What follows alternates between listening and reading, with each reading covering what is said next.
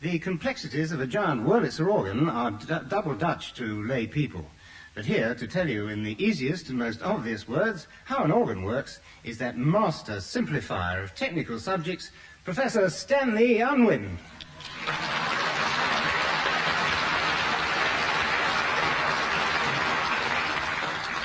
Thank you very much, Robin, for that kind introduction.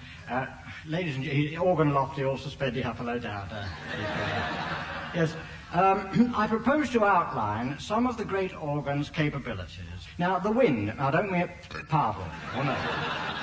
All great organs require a great deal of wind to work them. And the comparisons, because I know you appreciate we must always have comparisons, we'll take the human being with two lummers for the wind, all building up, round and round the epiglottis, through the larynx, as it comes out. Now, the wind blower for the organ is an enormous thing. Not small lungs for blow it up, low down, but it generates enormous wind, and it collects all round through the trunking into a great volume, and then comes out, woof. There's a deep joy. Orpheus in the undergrowth, that's one extreme. And then, of course, we have, at the other end of the scale, that's the incredible range. A little cat, trickly-how, tripping on the tail, and followed by the doggerel, all snarly, horribold. Oh, yes. Yes, no other instrument can show the versatility of the great organ. We can be carried across the globe to Arabia, for instance.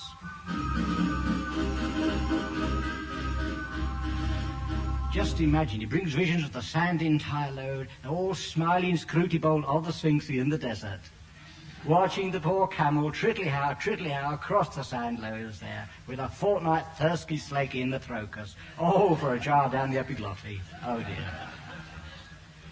Now, also, we could be transported away from this tropical scene into the mountains, icy mountains.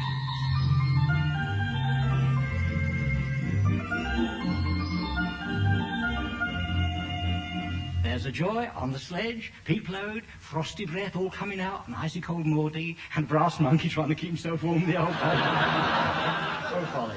Yes. Now, you see, it's so versatile. Now, would you like a fanfare?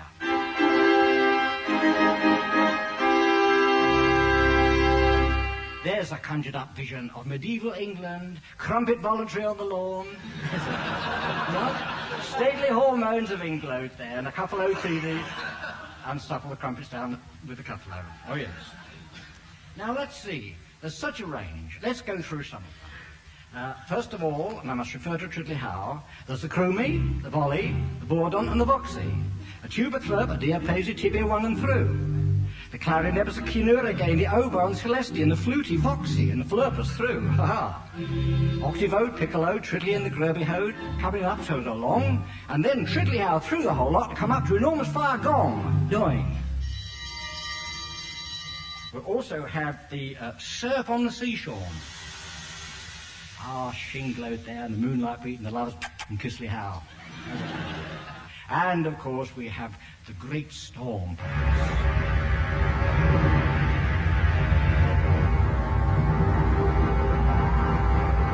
And that describes great suffering, because after all, who wants inverted umbrella, water in the ingrowing toe neighbours? What?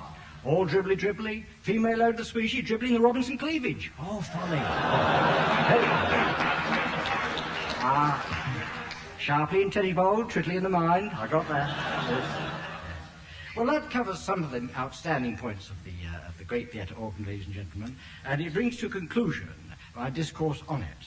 You know, but I do hope, in finishing, that you have many, many years of this fine music trickling in your eardrums from the Manchester fundamental of this great organ. Oh, yes. And thank you very much for listening.